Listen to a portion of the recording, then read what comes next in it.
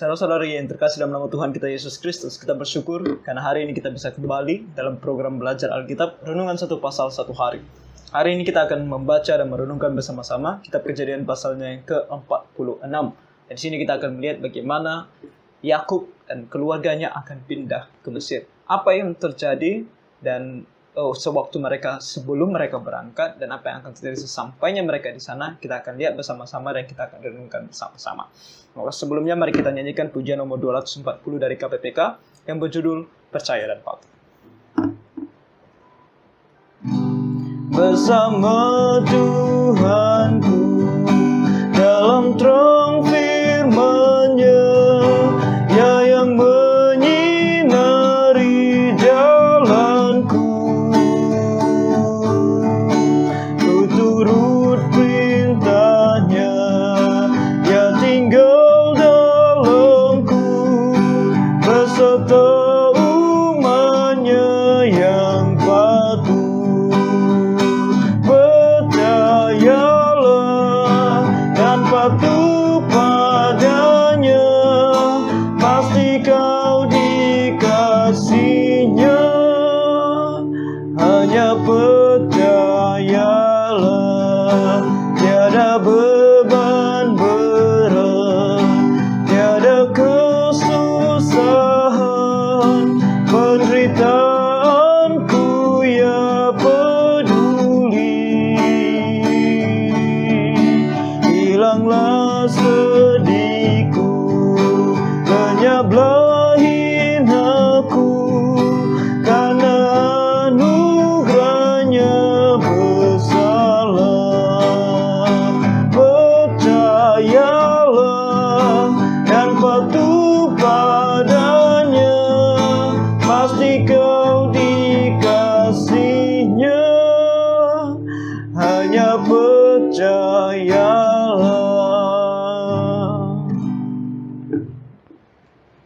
Sebagai anak-anak Tuhan, itulah yang harus menjadi moto hidup kita di hadapan Tuhan, yaitu percaya dan patuh. Sekarang kita akan membuka Alkitab kita bersama-sama, Kejadian pasalnya yang ke-46.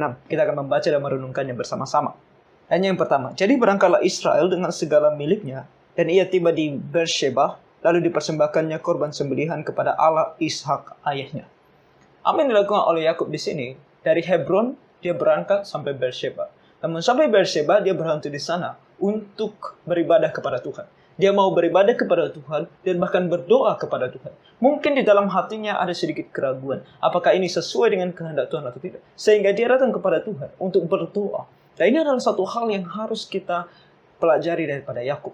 Sebagai anak-anak Tuhan, yang harus kita lakukan sebelum kita melakukan segala sesuatu adalah untuk berdoa. Di dalam kitab Yakobus dikatakan bahwa kita sebagai anak-anak Tuhan jangan berkata bahwa besok kita mau pergi ke kota ini, atau kita mau pergi ke kota itu, atau kita mau melakukan ini, mau melakukan itu. Tapi kita harus berkata, kalau Tuhan berkehendak kita pergi ke kota itu, kita akan pergi ke kota itu. Kalau Tuhan berkehendak kita melakukan hal ini, maka kita akan melakukan hal ini. Dan itulah yang dilakukan oleh Yakub di sini, yang perlu kita contohi sebagai anak-anak Tuhan. Sebelum kita bahkan pergi ke suatu tempat yang mungkin kelihatannya sudah pasti bagi kita harus pergi ke sana, kita tetap harus berdoa dan meminta petunjuk daripada Tuhan. Dan itulah yang dilakukan oleh Yakub di sini, sehingga di ayat kedua dikatakan bahwa Tuhan berfirman kepadanya. Ayat kedua, berfirmanlah Allah kepada Israel dalam penglihatan waktu malam. Yakub, Yakub, sahutnya, ya Tuhan. Nah di sini kita melihat pengantarnya selalu dikatakan Israel. Kalau tadi di ayat yang pertama dikatakan bahwa jadi berangkatlah Israel. Kemudian di ayat yang kedua berfirmanlah Allah kepada Israel. Nah, sebuah kata yang sangat spesifik diberikan oleh firman Tuhan untuk menunjukkan kepada kita bahwa yang berangkat ini adalah seorang yang dipilih oleh Allah untuk menjadi nenek moyang dari sebuah bangsa yang besar yang nanti disebut sebagai Israel. Namun di sini ketika Allah berfirman kepada Yakub atau Israel ini, Tuhan malah menggunakan kata Yakub. Yakub, Yakub, sahutnya ya Tuhan. Kenapa Allah di sini menggunakan nama Yakub? Dia bukan memanggil Israel, Israel, dia memanggil Yakub, Yakub. Nah ini harus kita perhatikan karena di sini Allah sedang berbicara kepada seseorang manusia yang kita kenal siapa dia terlebih dahulu. Sebelum dia menjadi Israel, kita mengenal siapa itu Yakub. Yakub adalah seorang yang berdosa di hadapan Tuhan, dan dia adalah seorang pembohong, dan dia adalah seorang yang tidak percaya kepada Tuhan. Dan di sini kenapa Tuhan sengaja menggunakan kata Yakub itu untuk mengingatkan kepada Yakub. Yakub. Ketika Tuhan mengatakan demikian, Yakub teringat di dalam hati dan pikirannya siapa dia dan betapa tidak layaknya dia untuk mendapatkan kasih karunia Tuhan. Oleh karena itu saat ini, apapun yang dikatakan oleh Tuhan kepadanya, dia harus percaya dan patuh. Nah, apa yang difirmankan oleh Tuhan kepada Yakub? Di sini kita melihat di ayat yang ketiga. Lalu firman-Nya, "Akulah Allah ayahmu. Janganlah takut pergi ke Mesir, sebab aku akan membuat engkau menjadi bangsa yang besar di sana." Tuhan berfirman kepada Yakub. Pertama-tama Tuhan memberitahukan kepada Yakub siapa dia. Dan ini sangat penting. Kita harus tahu siapa Tuhannya kita, baru kita bisa taat kepada dia. Dan kita mengatakan kita orang Kristen, tetapi kita tidak tahu siapa dia, siapa Tuhannya kita. Dan di sini Allah sengaja memberitahukan kepada Yakub siapa dia. Oleh karena itu di dalam membangun iman kita sebagai orang Kristen, yang perlu kita lakukan apa? Bukan untuk bertapa, bersemedi, itu bukan cara kita. Untuk lebih tahu apa yang harus kita lakukan, apa yang perlu untuk kita lakukan di dalam kehidupan kita sehari-hari. Bukan dengan cara mencarinya dalam pengalaman kita, mencoba mencarinya dalam pikiran kita, atau bahkan menggali apa yang ada di dalam hati kita. Bukan, tetapi dengan membaca firman Tuhan. Karena di sana tertuliskan siapa Tuhannya kita. Kepada Yakub di sini, sebab firman Tuhan belum dituliskan, Alkitab belum dituliskan kepada dia. Dia tidak bisa membaca tentang siapa Allah. Dan Tuhan harus mengingatkan dia kembali siapa dia melalui berbicara langsung kepada dia. Dan kepada kita, begitu gampang kalau kita mau tahu siapa Tuhan. Kita tinggal datang kepada firman Tuhan dan membacanya. Oleh karena itu kita sangat perlu untuk belajar firman Tuhan, supaya kita tahu siapa Tuhannya kita. Di sini dikatakan oleh Tuhan kepada Yakub bahwa dia adalah Allahnya ayahnya. Akulah Allah ayahmu. Dan ini sudah sangat jelas ketika dikatakan bahwa dia adalah Allahnya Ishak. Berarti dia juga adalah Allahnya Abraham. Berarti dia juga adalah Allah yang memimpin Yakub mulai dari ketika dia keluar dari rumah bapaknya sampai dia nanti ke Haran, baru dari Haran kembalinya ke rumah bapaknya. Bahkan sampai hari ini dia adalah Allah yang terus menolong dan membimbing Yakub. Jadi kita melihat di sini Tuhan memberitahukan kepada dia siapa dia. Janganlah takut, pergilah ke Mesir, sebab aku akan membuat engkau menjadi bangsa yang besar di sana. Artinya percaya, ini adalah perintahku. Jangan takut untuk pergi ke Mesir. Kehendakkulah bagimu untuk pergi ke Mesir. Jadi jangan takut pergi ke sana, karena di sana aku akan menjadikan engkau bangsa yang besar. Dan di sini dikatakan di ayatnya yang keempat, aku sendiri akan menyertai engkau pergi ke Mesir, dan tentulah aku juga akan membawa engkau kembali, dan tangan Yusuflah yang akan menutupkan kelopak matamu nanti. Jadi Tuhanlah yang akan memimpin dia sampai ke Mesir. Tuhan yang akan memimpin dia ketika dia berada di Mesir sampai dia nanti matinya di sana, dan Yusuf sendirilah yang akan menutup kelopak matanya. Nah, ini sangat penting karena nanti kita akan melihat apa pesan Yakub kepada Yusuf dan apa pesan Yusuf nantinya juga kepada anak-anaknya. Kita melihat di sini di ayatnya yang kelima. Lalu berangkatlah Yakub dari Beersheba, dan anak-anak Israel membawa Yakub ayah mereka beserta anak dan istri mereka, dan mereka menaiki kereta yang dikirim Firaun untuk menjemputnya. Mereka membawa juga ternaknya dan harta bendanya dan yang telah diperoleh mereka di tanah Kanaan. Lalu tibalah mereka di Mesir, yakni Yakub dengan seluruh keturunannya bersama-sama dengan dia, anak-anak dan cucu-cucunya laki-laki dan perempuan, seluruh keturunannya dibawanya lah ke Mesir. Jadi semua mereka yang ada di dalam keluarganya dari Kanaan, mereka berangkat semuanya ke Mesir tanpa terkecuali. Nah, ini adalah sebuah permulaan yang kemarin kita lihat bahwa ini adalah penggenapan dari nubuatan Allah. Apa yang telah dinubuatkan Allah di dalam kitab Kejadian pasal yang ke-15. Kemarin kita sudah membaca bagaimana Tuhan menubuatkan bahwa suatu hari nanti keturunan daripada Abraham sendiri akan berada di tanah asing. Nah, ini adalah permulaan dari semuanya itu. Berapa orang kita akan melihat? Di ayat ke-8 sampai ayat yang ke-27 akan dituliskan kepada kita siapa-siapa saja yang pergi ke Mesir dan berapa jumlah mereka. Ayat yang ke-8. Inilah nama-nama Bani Israel yang datang ke Mesir, yakni Yakub beserta keturunannya. Anak sulung Yakub ialah Ruben. Nah, di sini jelas dikatakan bahwa anak sulung Yakub ialah Ruben. Oke, nanti kita akan lihat kenapa kembali dituliskan di sini apa maksudnya. Di ayat ke-9, anak-anak Ruben ialah Henok, Palu, Hezron, dan Karmi. Anak-anak Simeon ialah Yemuel, Yamin, Ohad, Yakin, dan Zohar, serta Saul, anak seorang perempuan Kanaan. Anak-anak Lewi ialah Gerson, Kehat, dan Merari. Anak-anak Yehuda ialah Er, Onan, Shelah, Peres, dan Zerah. Tetapi Er dan Onan mati di tanah Kanaan, dan anak-anak Peres ialah Hezron dan Hamul. Anak-anak Isakar ialah Tola, Pua, Ayub, dan Simron. Anak-anak Zebulun ialah Seret, Elon, dan Yahleel. Itulah keturunan Lea yang melahirkan bagi Yakub di Padan Aram anak-anak lelaki, serta Dina juga anaknya yang perempuan. Jadi seluruhnya laki-laki dan perempuan berjumlah 33 jiwa. Cukup banyak dari Lea. Kemudian di ayat 16, anak-anak Gad ialah Zifion, Hagi, Shuni, Ejbon, Eri, Arodi, dan Areli. Anak-anak Asher ialah Yimna, Yiswa, Yiswi, dan Beria. Sera ialah saudara perempuan mereka, dan anak-anak Beria ialah Heber dan Malkiel. Itulah keturunan Silpa, yakni hamba perempuan yang telah diberikan Laban kepada Lea, anaknya perempuan, dan yang melahirkan anak-anak bagi Yakub, seluruhnya 16 jiwa. Jadi 16 jiwa dari Zilpa. Kemudian anak-anak Rahel, istri Yakub, ialah Yusuf dan Benyamin. Bagi Yusuf, lahir Manasye dan Efraim di tanah Mesir, yang dilahirkan baginya oleh Asnat, anak perempuan Potifera, imam di On. Anak-anak Benyamin ialah Bela, Becher, Ashibel, Gera, Naaman, Ehi, Rosh, Mupim, Hupim, dan Ared. Itulah keturunan Rahel yang telah lahir bagi Yakub. Seluruhnya berjumlah 14 jiwa. Jadi 14 jiwa dari Rahel. Kemudian ayat 23, anak Dan ialah Husim. Anak-anak Naftali ialah Yahzeel, Guni, Yezer, dan Shilem. Itulah keturunan Bilha, yakni hamba perempuan yang diberikan Laban kepada Rahel, anaknya yang perempuan, dan yang melahirkan anak-anak itu bagi Yakub. Seluruhnya berjumlah 7 jiwa. Semua orang yang tiba di Mesir bersama-sama dengan Yakub, yakni anak-anak kandungnya, dengan tidak terhitung istri, anak-anaknya, seluruhnya berjumlah 66 jiwa. Anak-anak Yusuf yang lahir baginya di Mesir ada 2 orang. Jadi keluarga Yakub yang tiba di Mesir seluruhnya berjumlah 70 jiwa. Nah, 70 jiwa termasuk anak-anaknya Yusuf. Cucu-cucunya Yusuf. Jadi keturunan daripada Yusuf juga. Jadi 70 orang. Ini adalah jumlah awal dari sebuah penduduk yang nantinya akan menjadi sebuah bangsa yang besar.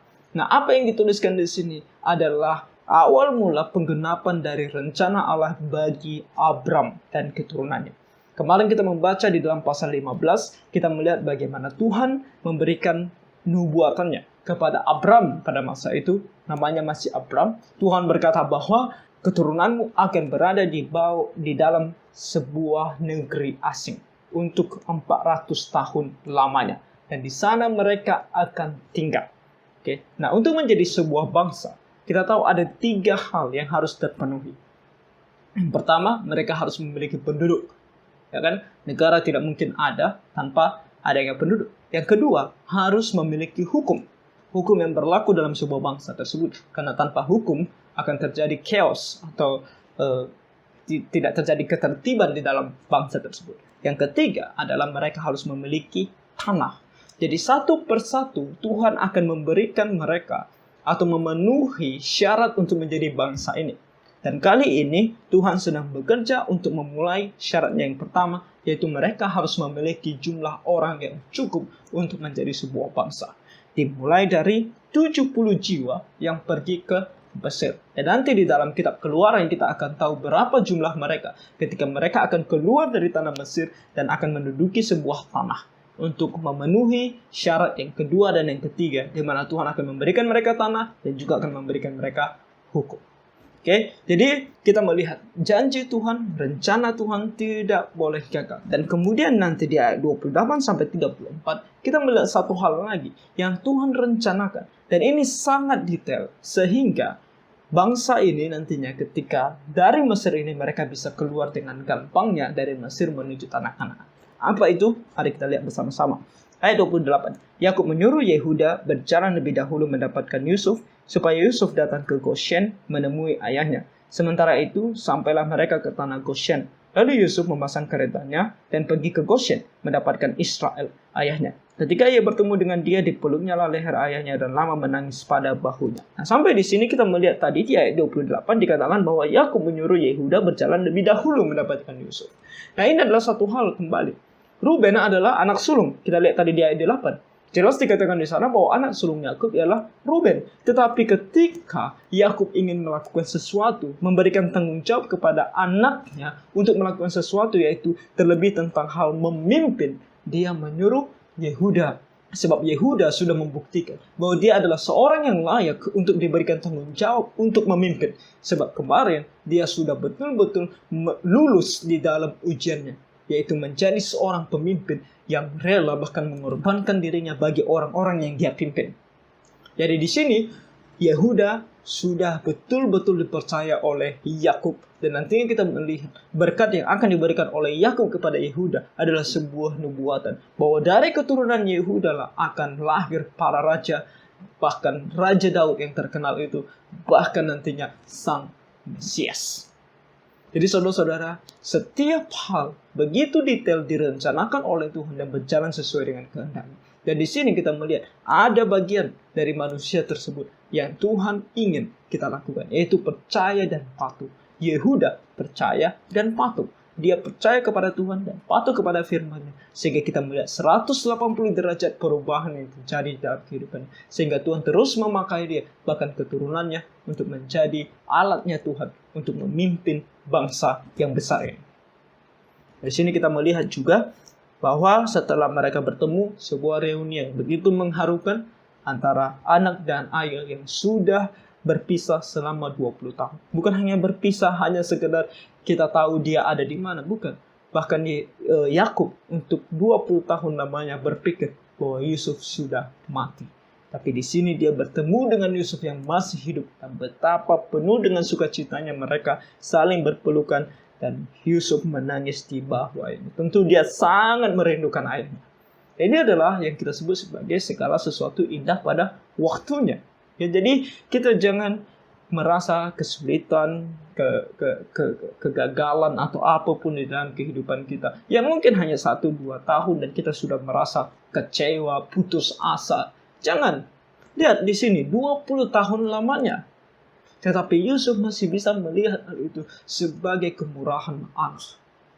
20 tahun lamanya tidak sekalipun di dalam Alkitab kita melihat bahwa Yusuf merasa kecewa dengan Allah. Yusuf merasa putus asa. Tidak.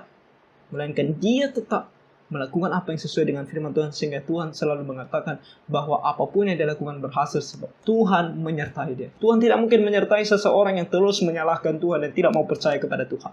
Tidak. Tapi Yusuf selama 20 tahun tetap percaya kepada Tuhan dan melakukan segala sesuatunya sesuai dengan firman Tuhan tanpa menyalahkan Tuhan akan keadaannya. Dan itu yang harus kita ikuti. Ayat ke-30. Berkatalah Israel kepada Yusuf, sekarang bolehlah aku mati setelah aku melihat mukamu dan mengetahui bahwa engkau masih hidup. Sekarang aku boleh mati dengan tenang. Itu maksudnya. Ayat 31. Kemudian berkatalah Yusuf kepada saudara-saudaranya dan kepada keluarga ayahnya itu, aku mau menghadap Firaun dan memberitahukan kepadanya, saudara-saudaraku dan keluarga ayahku yang tinggal di tanah Kanaan telah datang kepadaku. Orang-orang itu gembala kambing domba, sebab mereka itu pemelihara ternak, dan kambing dombanya, lembu sapinya, dan segala miliknya telah dibawa mereka. Apabila Firaun memanggil kamu dan bertanya, apakah pekerjaanmu? Maka jawablah, hamba-hambamu ini pemelihara ternak, sejak dari kecil sampai sekarang, baik kami maupun nenek moyang kami, dengan maksud supaya kamu boleh diam di tanah Goshen, sebab segala gembala kambing domba adalah suatu kekejian bagi orang Mesir. Nah, apa yang kita lihat di sini? Yang kita lihat kalau kita membaca kata demi kata, kita lihat cuma sebuah bisa dikatakan sebuah perbedaan tradisi dan kebiasaan yang ada antara orang Mesir dengan orang Ibrani, yaitu Yakub dan keturunannya. Orang Mesir bagi mereka, orang-orang yang menggembalakan kambing domba adalah kekejian bagi mereka. Mereka tidak mau hidup bersama-sama dengan orang-orang seperti ini. Nah, bagi orang Israel atau keturunannya Israel, keturunan Yakub, mereka adalah orang yang terbiasa untuk memelihara kambing dan domba. Mereka tidak mungkin melepaskan kambing domba mereka dan beralih ke dalam pekerjaan yang lain. Sebab inilah pekerjaan mereka. Nah, yang kita lihat di sini cuma sebuah perbedaan tradisi yang kemudian menyebabkan orang Israel boleh tinggalnya di Goshen saja. Goshen adalah daerah paling timur daripada Mesir. Tetapi kalau kita melihat secara garis besar daripada firman Tuhan, kita akan melihat di sini bahwa ini pun adalah detail dari kehendak Tuhan yang dia mau laksanakan agar rencananya bagi Israel, bagi keturunan Israel ini, bangsa yang besar ini, mulus atau akan sangat lancar tergenapi. Kenapa? Karena Tuhan tidak menginginkan bangsa ini atau penduduk dari keturunan Yakub ini untuk tinggal di Mesir selama-lamanya. Ingat janjinya kepada Abram bahwa mereka akan tinggal di negeri asing dan Tuhan akan membawa mereka keluar dari tanah itu. Dan Tuhan juga memberitahukan kepada Abram bahwa cara mereka keluar adalah sesuatu yang tidak gampang, di mana Tuhan akan menghukum negeri itu karena mereka tidak mau melepaskan orang-orang ini atau keturunan Abraham ini. Dan dengan keadaan yang bisa kita bilang keadaan yang sulit seperti itu, kalau misalnya bangsa ini tinggalnya contohnya di sebelah barat yang jauh dari Kanaan, mereka harus menyusuri tanah Mesir baru bisa keluar dari situ, maka cara mereka keluar nantinya akan sangat sulit. Tentu tidak ada yang mustahil bagi Tuhan, tetapi ini adalah rencana Tuhan. Kita melihat bagaimana Tuhan tidak mau mereka berada di barat. Tuhan mau mereka ada di timur, sehingga gampang sekali bagi mereka untuk keluar dari tanah Mesir dan menuju tanah Kanaan.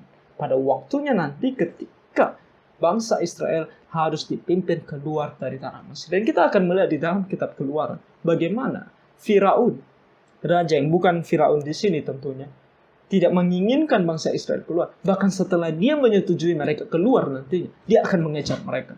Coba bayangkan, kalau itu terjadi atau mereka tinggal di sebelah barat, Firaun sudah bisa mengejar mereka, bahkan mungkin masih di pertengahan perjalanan mereka itu di tengah-tengah dari bangsa Mesir.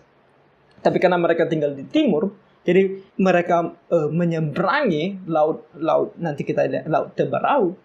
Mereka sudah berada di luar Mesir. Itu adalah bagian dari rencana Tuhan, detail dari rencana Tuhan yang Dia ingin laksanakan dan tidak mungkin gagal. Itulah makanya kembali kita melihat saudara-saudara, di mana kita berada, di mana kita lahir, siapa orang tua kita, siapa orang-orang di sekitar kita, kemana kita pergi studi, kemana, semuanya ini detail-detail yang Tuhan sudah rencanakan di dalam kehidupan kita, yang dimana Dia mau di dalam detail-detail ini rencananya di dalam kehidupan kita tidak gagal, yaitu Dia mau kita menjadi saksi. Dan kita harus memilih, kita mau dipakai oleh Dia atau tidak. Karena kita bisa memilih dalam hal tersebut. Di mana kita mau hidup sesuai dengan kehendaknya, sesuai dengan firman-Nya, atau kita mau melanggar perintah-Nya, sehingga kita menjadi saksi yang buruk. Kita bisa menjadi saksi yang baik, kita juga bisa menjadi saksi yang buruk. Dan ketika kita menjadi saksi yang buruk, hati-hati. Jangan-jangan kita belum percaya kepada Dia dengan sungguh-sungguh, sehingga nantinya ketika kita mati, kita akan menyesal sebab kita berada di neraka, bukan di surga. Dan dari situ juga kita melihat apapun yang dikatakan oleh Alkitab dari kemarin, detail-detail, setiap kata yang dituliskan dalam Alkitab terjadi. Setiap nubuatan yang dituliskan dalam Alkitab terjadi, walaupun itu dituliskan sebelumnya, bahkan beberapa generasi sebelumnya, itu terjadi. Pelan-pelan akan terjadi. Karena itu adalah firman Tuhan. Alkitab ini adalah firman Tuhan. Begitu banyak nubuatan dalam firman Tuhan ini yang dituliskan ratusan tahun sebelum nubuatan itu tergenapi, akhirnya tergenapi. Dan masih banyak lagi yang belum tergenapi. Salah satunya adalah kedatangan Tuhan Yesus yang kedua kali. Yaitu ketika Dia datang, Dia akan menghancurkan bumi, langit dan bumi yang baru, yang lama ini. Dia akan memusnahkan segala sesuatunya dan menghukum mereka yang tidak percaya kepadanya di dalam api neraka untuk selama-lamanya. Itulah janjinya, itulah nubuatannya yang pasti akan terjadi. Sama seperti nubuatan-nubuatannya yang telah terjadi, yang disebutkan di dalam setiap firman-Nya ini. Dan itu pasti akan terjadi. Oleh karena itu adalah pilihan kita. Kita sudah mendengar tentang Tuhan Yesus yang menyelamatkan kita dari segala dosa kita. Dan firman Tuhan ini mengatakan bahwa setiap orang yang percaya kepadanya tidak binasa, melainkan beroleh hidup yang kekal. Tetapi setiap orang yang tidak percaya kepadanya, dia sudah berada di bawah hukuman. Karena dia tidak percaya di dalam nama Anak Tunggal Allah. Itu adalah firman yang disampaikan oleh Tuhan yang sama dengan apa yang dituliskan di dalam kitab perjanjian lama ini. Setiap nubuatan di dalam kitab perjanjian lama terjadi. Dan persis sama seperti apa yang ditubuatkan. Dan demikian juga apapun yang dituliskan dalam Alkitab, termasuk namanya sorga dan neraka. Siapa yang bisa ke sorga, siapa yang bisa ke neraka, pasti akan terjadi. Sebab ini adalah firman Tuhan. Jadi saudara-saudara, apa yang kita pelajari hari ini? Dua hal. Pertama, senantiasa berdoa. Meminta petunjuk daripada Tuhan tentang apa yang harus kita lakukan, kemana kita harus pergi. Seraya membaca firman Tuhan. Mengenal siapa Tuhan kita. Dengan begitu kita bisa memutuskan apa yang benar, apa yang berkenan di hadapan Tuhan. Yang kedua, percaya dan patuh.